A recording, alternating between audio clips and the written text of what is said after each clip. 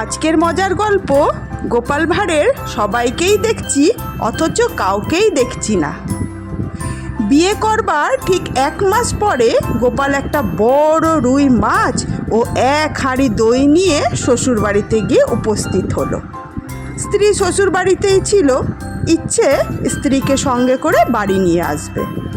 কিন্তু স্ত্রী এদিকে তার মাসির বাড়ি গেছে, গোপাল তা জানে না। গোপালের শ্বশুরবাড়িতে শালা শালি শ্বশুর শাশুড়ি সবাই নতুন জামাই গোপালকে ঘিরে ধরল, এসো বাবা, বসো বাবা। গোপাল কিন্তু ঘোমটা দেওয়া একজনকে কোথাও দেখতে পেল না। দুপুরে খেতে বসেও তার দেখা পেল না।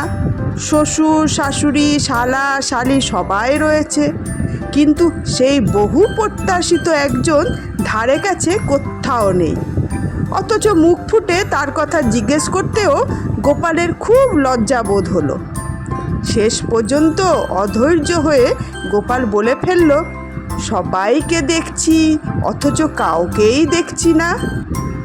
গোপালের উক্তি শুনে শ্বশুর শাশুড়ি পরস্পরের মুখ চাওয়াচাই করতে লাগলো। চতুর শালিকা গোপালের বক্তব্য বুঝতে পেরে মুচকি হেসে বলল, কাউকে দেখবেন কি করে দাদা বাবু, সে কি আর ধারে কাছে আছে? সে তো মাসির বাড়ি বেড়াতে গেছে। আপনি আসবেন জানলে তাকে কিছুতেই যেতে দিতাম না।